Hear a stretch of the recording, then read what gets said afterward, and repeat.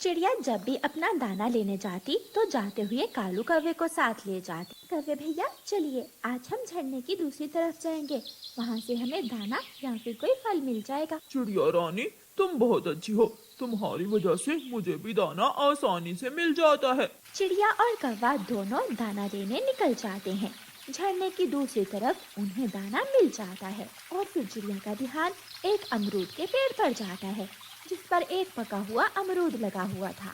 कौवे भैया, वो सामने वाले पेड़ पर पका हुआ अमरूद लगा है। कहाँ है, कहाँ? मैं वो खाऊंगा। नहीं कौवे भैया, मैं अपनी बेटी को भोजन की खोज करना सिखा रही हूँ। मैं अपनी बेटी को साथ लेकर आऊंगी और वो तोड़ेगी ये पका हुआ अमरूद। कौवा चुप कर जाता है और वो दोनों दाना लेकर वहाँ से चले जाते हैं। चिड़िया अपने घर जाती है और कौवा अपने घर। कौवा घर जाकर दाना खा लेता है। अब चिड़िया से चोरी चोरी जाकर मैं वो अमरूद भी खा लेता हूँ। पूछेगी तो कहूँगा मुझे क्या मालूम। कौवा चुपके से अपने घर से निकलता है। गुड़िया बेटी, आ मेरे साथ चले। कौन से फल खाने लायक हैं? अमरूद किसे कहते हैं और अमरूद के पेड़ का फल क्या होता है, ये सिखाऊंगी आज मैं अपनी बेटी को। मम्मा, मैंने दाना ढूंढना सीख लिया। अब मैं जल्द ही अपनी मम्मा से फलों की पहचान भी सीख लूंगी। गुड़िया भी अपनी मम्मा के साथ अपने घर से निकलती है। ये अमरूद तो बहुत स्वादिष्ट था, मजा ही आ गया। कौवा दूर से ही चिड़िया को आता हुआ देख लेता है। आ गई चिड़िया, मैं यहाँ से भाग जाता हूँ। कौवा वहाँ से चला जाता है। गुड़िया बेटी, ये अमरूद का पेड़ है, इसके पत्तों की अच्छी तरह पहचान कर लो और वो इसका फल है। अरे वो अमरूद कहाँ गया? अभी अभी तो यहाँ ही छोड़ कर गई थी मैं। मम्मा, शायद आपको गलतफहमी हुई होगी। इस पेड़ पर तो कोई फल नहीं है। नहीं बेटी, मैं अपनी आँखों से यहाँ पका हुआ अमरूद देख कर गई थी। शायद कोई भूखा पक्षी खा गया होगा। दूसरे दिन रानो चिड़िया फिर से कालू कौवे को साथ लेकर अपने घर से निकलती है। चिड़िया और कौवे को मकई का एक पौधा मिल जाता है, जिस पर मकई के 2 भुट्टे लगे हुए थे। मिल गया चिड़िया, हमें मकई का भुट्टा मिल गया। एक मेरा और एक तुम्हारा। कौवे भैया, ये देखो, इस छोटी बेल पर एक तरबूज भी लगा हुआ है, लेकिन ये अभी तक कच्चा है और छोटा भी। चिड़िया, हम इसे पत्तों में छुपा देते हैं और फिर कुछ दिनों बाद ये तरबूज तोड़कर पार्टी करेंगे। फिर वो दोनों ऐसा ही करते हैं। चिड़िया और कौवा वो तरबूज पत्तों में छुपा देते हैं और अपना अपना मकई का भुट्टा लेकर घर चले जाते हैं। मम्मा, क्या फल सिर्फ पेड़ों पर ही लगते हैं? नहीं बेटी, कुछ फल छोटे पौधों पर और कुछ बेलों पर भी लगते हैं, जैसे तरबूज। तरबूज? मम्मा, मैं भी तरबूज देखूंगी कि तरबूज कैसे बेल पर लगता है। जरूर, मेरी बेटी आज मेरे साथ जाएगी और मैं दिखाऊंगी अपनी बेटी को तरबूज का फल। मम्मा चिड़िया अपनी बेटी को साथ लेकर घर से निकलती है। सामने से कौवा आ जाता है। चिड़िया, आज मुझे साथ नहीं लेकर जाओगी क्या? कौवे भैया, मैंने आपको बताया था ना कि मैं अपनी बेटी को भोजन की खोज सिखा रही हूँ। आज मैं अपनी बेटी को बेलों पर लगने वाले फलों के बारे में जानकारी दूंगी। मैं गुड़िया को वो उस दिन वाला तरबूज दिखाने जा रही हूँ। मैं तो उस तरबूज के बारे में भूल ही गया था। चिड़िया की बात सुनकर कौवे को सब याद आ जाता है। सिर्फ दिखाने या फिर उसे तोड़ने जा रही हो तुम चिड़िया? नहीं कौवे भैया, वो तरबूज तो अभी 10 दिन बाद पकेगा, अभी वो कच्चा है। मैं सिर्फ दिखाने ही लेकर जा रही हूँ अपनी बेटी को। गुड़िया और मम्मा चिड़िया वहाँ से आगे बढ़ती हैं। गुड़िया बेटी, ये है तरबूज की बेल। ये फल बाहर से हरे रंग का और अंदर से लाल रंग का होता है। मम्मा, इस फल का स्वाद कैसा होता है? ये फल बहुत ही स्वादिष्ट और पानी से भरा होता है। ये बच्चे बड़े सभी को पसंद है। मम्मा, जब ये फल पकेगा तो मैं भी खाऊंगी। फिर मम्मा चिड़िया अपनी बेटी को दूसरी फलों वाली बेलों के पास लेकर जाती है। ये खरबूजे की बेल है। गुड़िया बेटी, ये फल बहुत ही मीठा होता है और बड़ा भी। उसके बाद दोनों माँ बेटी गेहूं के खेत में जाती हैं। ये खेत किसान का है। बेटी याद रखना, कभी भी किसान के खड़े खेत से दाना मत चुराना। तो मम्मा, फिर इससे हमें क्या फायदा होगा? फायदा है गुड़िया बेटी, जब किसान ये फसल काट लेगा तो खेत में बहुत सारे दाने गिर जाएंगे, जो हम कई महीनों तक खा सकते हैं। फिर मम्मा चिड़िया अपनी बेटी को लेकर घर वापस चली जाती है। वो तरबूज अब बड़ा हो गया होगा, मैं चिड़िया से पहले पहले ही वो तरबूज तोड़कर खा लेता हूँ। कौवा था तो चिड़िया का दोस्त, लेकिन वो हर वक्त चिड़िया से धोखा करने के चक्कर में ही रहता था। कौवा अपने घर से निकलता है और सीधा तरबूज की बेल के पास जाता है। वो तरबूज को अपनी तेज चोंच से तोड़ता है।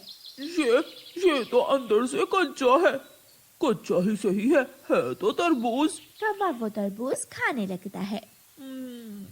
कोई स्वाद नहीं है, स्वाद ना भी हो, है तो तरबूज। थोड़ा सख्त भी है, सख्त है तो क्या हुआ, है तो तरबूज। कौवा 2 चोंच तरबूज पर लगा लेता और 2 बातें कर लेता। ऐसे कौवा वो कच्चा तरबूज ही चट कर जाता है और अपने घर चला जाता है।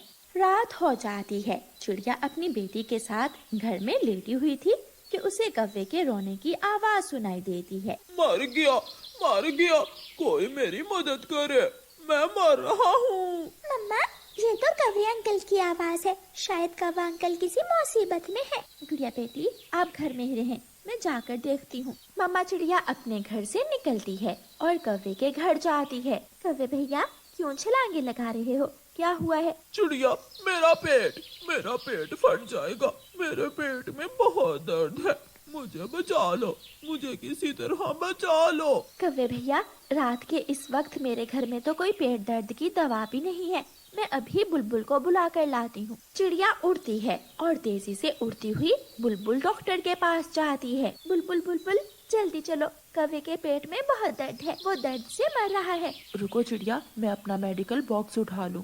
बुलबुल अपना बॉक्स उठाती है और चिड़िया के साथ चली जाती है। कौवे, तुमने जरूर कोई सख्त चीज खाई है, जल्दी से बताओ क्या खाया था दिन में, फिर ही मैं तुम्हें दवा दे सकती हूँ। कौवा चिड़िया की तरफ देखे जा रहा था और रोए जा रहा था। कुछ नहीं। कौवे भैया, ऐसे तो पेट में दर्द नहीं शुरू हो जाता, कुछ तो खाया होगा। कौवा जोर जोर से रोने लगता है और आहिस्ता से बोलता है। वो कच्चा तरबूज जो हमने पत्तों में छुपाया था, मैंने वो सारा ही खा लिया। ये सुनकर चिड़िया हंसने लग जाती है। तो पेट में दर्द तो बनता ही है, लगाओ बुलबुल बड़ा टीका। नहीं, बुलबुल मुझे गोली दे दो। ये पेट का दर्द है, गोली से नहीं बल्कि कड़वे शरबत से ठीक होगा। बुलबुल कौवे को कड़वा शरबत देती है, जिसे कौवा बहुत मुश्किल से पीता है। चिड़िया बहन, गलती हो गई, अगर कुछ दिन इंतजार कर लेता तो वो तरबूज पक जाता। कौवे भैया, इसीलिए तो कहते हैं। किसान के खेत में छुपकर बैठे हुए कौवा और कौवी मजे मजे से मकई के भुट्टे खा रहे थे। गौरी, किसान पर भी नजर रखना, ऐसा ना हो कि किसान पकड़ ले और हमें पेड़ से उल्टा लटका दे। कालू, चुप कर जा, मेरा मजाक खराब ना करो, किसान अभी नहीं आएगा। कौवे जी भरकर मकई के भुट्टे खाते हैं और जाते समय 2-4 भुट्टे साथ भी ले जाते हैं। कौवी और कौवा जा रहे थे कि कबूतर उनके पास मकई के भुट्टे देकर पीछे आ जाता है। यार कौवे, मैं बहुत भूखा हूँ, एक मकई का भुट्टा मुझे भी दे दो। इससे पहले कालू कौवा कुछ बोलता, उसकी पत्नी गोरी कौवी बोलती है, ये भुट्टे हम बहुत मुश्किल से लाए हैं, चोरी करना आसान काम नहीं है, चल चल भाग यहाँ से, बड़ा आया मकई के भुट्टे खाने वाला। जिस दिन पकड़े गए तो कोई तुम्हारी मदद नहीं करेगा, चोरी का माल खाते हो, तुम ही खाओ, मैं नहीं खाऊंगा चोरी के भुट्टे। कबूतर वहाँ से चला जाता है। गोरी कौवी और कालू कौवा अपने घर पहुँच जाते हैं। मकई के भुट्टे, मम्मा मुझे बहुत पसंद है मकई के भुट्टे, खा ले, मेरा बेटा जी भर कर खाए। गोरी एक मकई का भुट्टा अपने जग्गू बेटे को दे देती है। कालू जी, एक मकई का भुट्टा मैं अपनी माँ के लिए ले जाऊँ, मेरी माँ भी खा लेगी। जो घर में होता है ले जाती हो अपनी माँ के लिए, जाओ ले जाओ। माँ भी तो हमारे लिए लड्डू बना कर लाती है, साल में एक बार, और भोजन लेती है सारा साल। गौरी मकई का भुट्टा लेकर अपनी माँ के पास चली जाती है। गौरी बेटी, ध्यान से चोरी किया करो, इंसान बहुत जालिम होता है, तुम्हारे पिताजी को इंसान ने ही बंदूक की गोली से मारा था, माँ, आप चिंता न करें, आपकी बेटी और दामाद कालू जी बहुत समझदार चोर हैं। हम छुप कर खेत में बैठ जाते हैं और किसान की नजर से ओझल ही रहते हैं। फिर गौरी की माँ मकई का भुट्टा आग पर भूनती है। माँ, भुना हुआ मकई का भुट्टा तो बहुत स्वादिष्ट है, इसका स्वाद तो अलग ही है। कल से मैं और कालू भी मकई भून कर ही खाया करेंगे। शाम को जब गौरी कव्वी अपने घर जाती है तो बहुत खुश थी। कालू जी, माँ जी से एक नया तरीका सीख कर आई हूँ मैं। क्या? मुझे भी बताओ।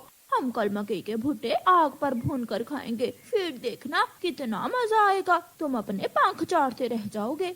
सुबह हो जाती है। कौवा और कव्वी हर रोज की तरह अपने घर से चोरी करने जाते हैं। सामने चिड़िया बहुत तेजी से उड़ती हुई आ रही थी। कव्वे और कव्वी, नाना उस तरफ न जाना, आज वहाँ किसान ने एक तोते को गोली मारकर जान से ही मार दिया है। वो तोता था, कौवा नहीं था। छोटी चिड़िया, हमारी चिंता न करो, हम अपना काम करना अच्छे से जानते हैं। जिस दिन जान से जाओगे फिर पता चलेगा। कौवा और कव्वी वहाँ से उड़ जाते हैं और किसान के खेत में चले जाते हैं। कौवा और कव्वी किसान के खेत से मकई के भुट्टे तोड़ते हैं और खेत की दूसरी तरफ बैठ जाते हैं। कालू जी, मैं छिलके उतारती हूँ और तुम लकड़ियाँ इकट्ठी करो, आज तो मकई के भुट्टे भून कर ही खाएंगे। जल्दी करो गौरी, ऐसा ना हो कि किसान आ जाए। कौवा और कव्वी आग जलाते हैं और मकई के भुट्टे भूनना शुरू कर देते हैं। मेरे खेत से ये धुआं क्यों निकल रहा है? किसान आग का धुआं दूर से ही देख लेता है और खेत की तरफ भागता है। तो ये काले कौवे हैं जो मेरी मकई चोरी करके मेरे ही खेत में भून कर खाते हैं। किसान बंदूक लेकर आता है और निशाना बनाता है। गोली सीधी जाकर गौरी कव्वी के पंख पर लगती है। कालू, कालू, मुझे बचाओ, मुझे बचाओ। लेकिन कालू कौवा तो उड़कर साथ वाले पेड़ पर बैठ जाता है और गौरी कव्वी अपनी जान से जाती है। शाम के बाद कालू कौवा अकेला ही जंगल की तरफ जाता है। कालू भैया, गौरी कहाँ है? मर गई चिड़िया, गौरी को किसान ने बंदूक की गोली से मार दिया। अगर हमने सुबह तुम्हारी बात मानी होती तो आज मेरी गौरी पत्नी जी जान से ना जाती। कौवे भैया, इसीलिए तो कहते हैं कि लालच बुरी बला